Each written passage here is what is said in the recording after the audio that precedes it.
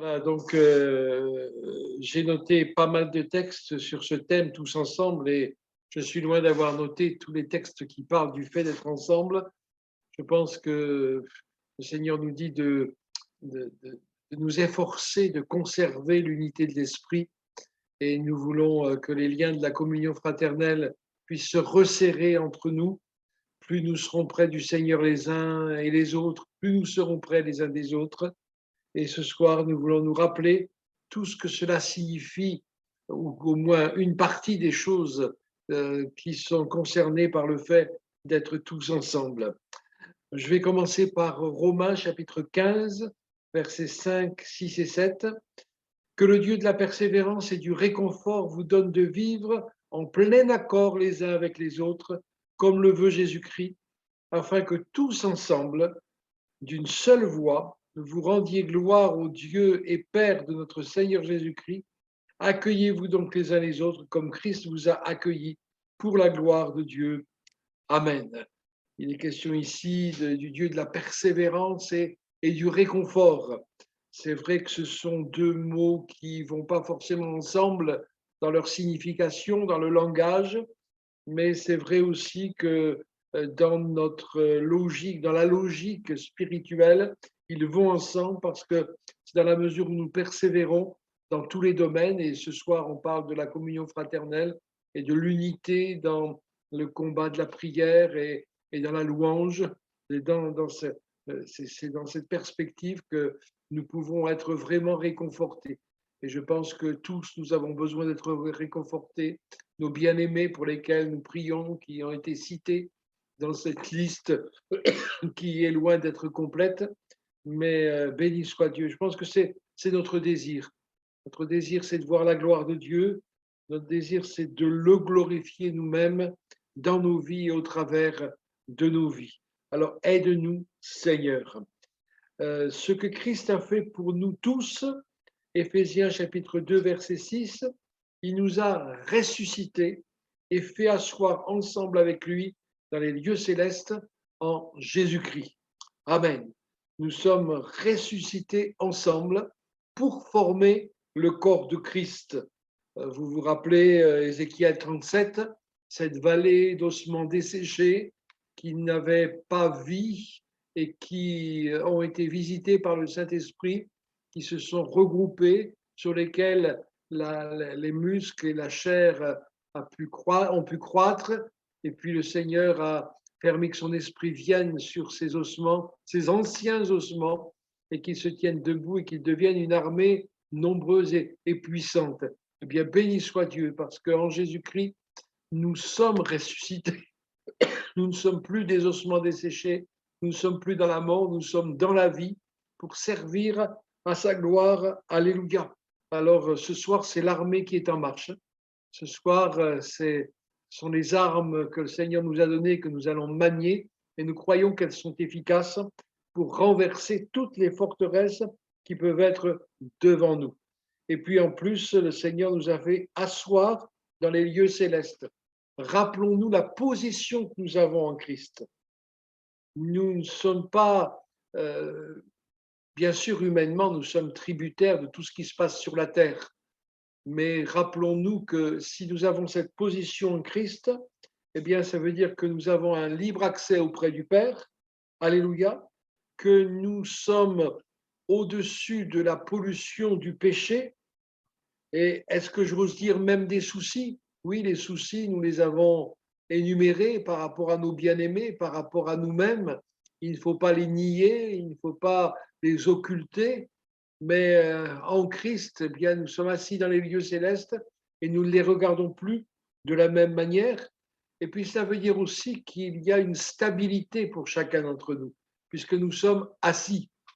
Et ce n'est pas assis sur une chaise brinque-ballante dont la solidité est très contestable, mais nous sommes assis en Christ. Donc nous sommes stables par la grâce de Dieu. Et comme c'est tous ensemble, j'allais dire c'est encore plus un point de stabilité parce que nous pouvons nous soutenir aussi les uns les autres. Nous sommes ensemble en Jésus-Christ. Nous n'avons pas besoin de chercher à l'être, nous le sommes, mais conservons cette unité. Ensuite, ce que nous pouvons réaliser ensemble. Actes chapitre 2, les 4 premiers versets. Quand le jour de la Pentecôte arriva, ils étaient tous ensemble au même endroit. Tout à coup, il vint du ciel un bruit comme celui d'un vent violent qui remplit toute la maison où ils étaient assis. Des langues qui semblaient de feu leur apparurent, séparées les unes des autres, et elles se posèrent sur chacun d'eux. Ils furent tous remplis du Saint-Esprit et se mirent à parler en d'autres langues, comme l'Esprit leur donnait de s'exprimer. Ensemble, nous pouvons réaliser que les promesses de Jésus s'accomplissent. Amen.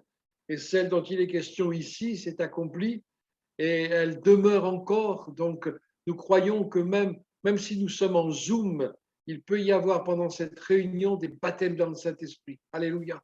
Le Seigneur peut nous renouveler les uns les autres dans le Saint-Esprit. Il y a une vie abondante pour chacun et donc pour l'Église, puisque nous constituons l'Église, chacun en fait partie. Et le Seigneur veut manifester sa puissance dans nos vies. Alléluia. Je vous rappelle que le Saint-Esprit n'est pas une puissance, elle est une personne, elle fait partie le Saint-Esprit fait partie de la Trinité, il est Dieu lui-même. Mais quand nous le recevons, il nous donne plus de puissance. Alors, on ne veut pas être puissant pour dire, vous voyez comme je suis fort, mais parce que nous avons besoin de cette puissance, de ce Saint-Esprit, du Saint-Esprit pour pouvoir affronter les ténèbres, pour pouvoir affronter les épreuves de la vie, pour pouvoir affronter les défis, les tentations, etc., etc. Les promesses de Jésus s'accomplissent. Alléluia. Les prières sont exaucées. Actes chapitre 4. Alors c'est un texte un petit peu long, mais rappelons-le nous, il est tellement magnifique. Une fois relâchés, Pierre et Jean allèrent trouver les leurs, à partir du verset 23, et racontèrent tout ce que les chefs des prêtres et les anciens leur avaient dit. Après les avoir écoutés, ils s'adressèrent tous ensemble à Dieu en disant, Maître, tu es le Dieu qui a créé le ciel, la terre, la mer et tout ce qui s'y trouve. C'est toi qui as dit par le Saint-Esprit, par la bouche de notre Père, ton serviteur David, pourquoi cette agitation parmi les nations et ces préoccupations dépourvues de sens parmi les peuples? Les rois de la terre se sont soulevés et les chefs se sont ligués ensemble contre le Seigneur et contre celui qu'il a désigné par onction. Il est bien vrai qu'Hérode et Ponce Pilate se sont ligués dans cette ville avec les nations et les peuples d'Israël contre ton saint serviteur Jésus, que tu as consacré par onction. Ils ont accompli tout ce que ta main et ta volonté avaient décidé d'avance. Et maintenant, Seigneur, sois attentif à leurs menaces et donne à tes serviteurs d'annoncer ta parole avec une pleine assurance.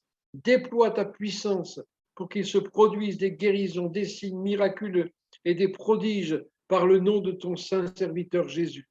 Quand ils eurent prié, l'endroit où ils étaient rassemblés trembla. Ils furent tous remplis du Saint-Esprit et ils annonçaient la parole de Dieu avec puissance. Alléluia. Tous ensemble, nos prières sont exaucées. Alléluia. Vous vous rappelez tous les textes, quand deux s'accordent sur la terre pour demander quelque chose, le Seigneur leur accorde. Alléluia. Nous avons médité il y a quelque temps sur, c'était peut-être à Caussade, hein, sur la prière de Moïse soutenue par Aaron et Hur. Et c'est vrai que s'il n'y avait pas eu Aaron et Hur pour soutenir ses mains n'auraient pas pu rester levées. Essayez simplement 10 minutes ou un quart d'heure de garder les mains levées. Bon, même quand on n'a pas de rhumatisme, c'est pas évident. Hein, et il fallait que les mains soient levées pour que la victoire soit remportée sur l'armée ennemie. Et nous savons que le Seigneur nous aide à nous soutenir les uns les autres. C'est normal que nous passions tous par des moments où nous n'avons plus la force pour prier, peut-être. Mais si nos frères, nos sœurs nous aident dans la prière, si quand nous n'en avons plus la force, ils prient pour nous et avec nous et quelque part à notre place, ils prennent notre place dans la prière, eh bien alors le Seigneur nous redonnera des forces et l'ennemi ne pourra pas nous terrasser. Les prières sont exaucées. Acte chapitre 2, les âmes sont sauvées. Je pense que nous avons besoin peut-être, enfin nous le faisons, hein, mais c'est vrai qu'il y a plein de malades et c'est normal que nous prions pour ceux qui souffrent au milieu de nous et que nous croyons que le Seigneur les aide, les secourt, les guérit. Mais c'est vrai que nous avons, je crois, une priorité dans nos cœurs et dans notre vie de prière, c'est de voir des âmes sauvées. Prions pour ceux qui ont été baptisés dernièrement, pour que le Seigneur, si ce n'est pas encore fait, pour certains, les remplisse du Saint-Esprit, qu'ils soient forts, qu'ils puissent persévérer chaque jour. Prions pour ceux qui se préparent au baptême. Bon, je pense à Josué qui se prépare et qui persévère à venir au milieu de nous, mais nous pensons à tous ceux qui sont autour de nous. Amen. Les âmes sauvées, Actes chapitre 2, versets 46-47. Chaque jour, avec persévérance, ils se retrouvaient d'un commun accord au temple. Ils rompaient le pain dans les maisons et ils prenaient leur nourriture avec joie et simplicité de cœur. Ils louaient Dieu et avaient la faveur de tout le peuple. Le Seigneur ajoutait chaque jour à l'Église ceux qui étaient sauvés. Ce n'était pas de temps en temps, c'était chaque jour. Alors on peut dire, oui, mais c'était l'Église naissante. Alors même si nous sommes une Église locale et que nous ne voyons pas l'ensemble de l'Église dans le monde entier, chaque jour, il y a des âmes qui sont sauvées. Chaque minute, j'oserais même dire chaque seconde, il y a au moins une âme qui se tourne vers le Seigneur dans le monde, dans les différents pays, les différents milieux où où l'évangile est annoncé, où les témoins du Seigneur sont fidèles. Alors oui, que le Seigneur nous donne d'être assidus, que le Seigneur nous donne d'avoir un cœur qui aime les âmes, un cœur qui a le fardeau des âmes, selon l'expression qu'on emploie souvent. Rappelons-nous que c'est Jésus qui bâtit son Église, bien sûr. C'est lui qui ajoutait chaque jour à l'Église et c'est lui qui, par son sacrifice, permet que les âmes soient sauvées. Mais il nous a rendus participants de son œuvre et nous voulons prendre nos responsabilités. Et ce soir, bien sûr, dans la prière pour les âmes, et nous l'avons redit, pour ceux qui sont malades, pour lesquels nous prions, bien nous prions avant tout pour ceux qui n'ont pas fait cette expérience, qu'ils puissent accepter Jésus dans leur cœur comme leur sauveur personnel. Amen. Et puis des miracles s'accomplissent. Acte 5, versets 12 à 16. Beaucoup de signes miraculeux et de prodiges se faisaient au milieu du peuple par l'intermédiaire des apôtres. Ils se tenaient tous d'un commun accord au portique de Salomon. Personne d'autre n'osait se joindre à eux, mais le peuple les tenait en grande estime. Le nombre de ceux qui croyaient au Seigneur, hommes et femmes, augmentait de plus en plus.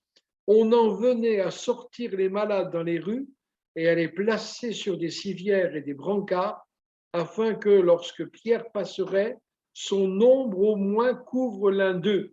Une foule de gens accourait aussi des villes voisines vers Jérusalem.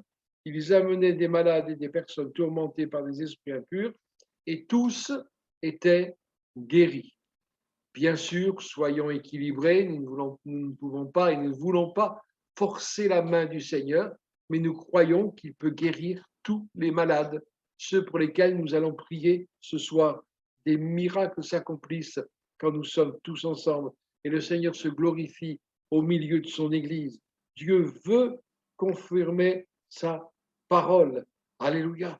Que ceux qui sont en dehors de l'Église pour l'instant sachent que la puissance de Dieu est là et que ainsi ils saisissent la bénédiction que Dieu veut leur accorder. J'ai peut-être déjà rendu ce témoignage d'une famille que nous avions dans le Gard, dans l'église dont nous nous occupions, et il y avait eu des problèmes pour la naissance du plus jeune, c'était avant que nous arrivions, et au bout d'assez, je ne sais pas de combien de mois ou d'années, quelqu'un qu'elle connaissait a dit à la sœur, oh, mais de toute façon, on savait bien qu'il irait bien, votre enfant, parce qu'on savait bien que dans votre église, on prie pour les malades. Donc, même s'ils ne veulent pas le dire en face, c'est vrai que ceux du dehors peuvent connaître, savoir qu'il y a la puissance de Dieu aussi au milieu de nous dans l'église. Alors, Seigneur, oui, accomplis encore des guérisons, des délivrances, des miracles. Amen. Alléluia. Et puis, je termine en disant, restons ensemble. Restons ensemble. Il y a des moments où peut-être c'est pas facile. Il y a des moments où on a des difficultés. Il y a des moments où, je sais pas, il peut y avoir des frictions même entre croyants. Mais restons ensemble, que ce soit une décision comme les brebis qui suivent le bon berger. Nous avons le même berger et la Bible nous dit que nous sommes le troupeau de son pâturage. Donc continuons à suivre ensemble le bon berger. Alléluia. Acte 15, chapitre versets 24 à 29.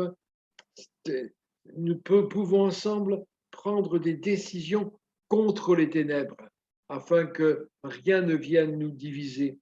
Nous avons appris que des hommes partis de chez nous, mais sans aucun ordre de notre part, vous ont troublés par leurs discours et vous ont ébranlé en vous disant de vous faire circoncire et de respecter la loi. C'est pourquoi nous avons décidé d'un commun accord de choisir des délégués, de vous les envoyer avec nos bien-aimés Barnabas et Paul, ces hommes qui ont livré leur vie pour le nom de notre Seigneur Jésus-Christ. Nous avons donc envoyé Jude et Silas, qui vous annonceront de vive voix les mêmes choses.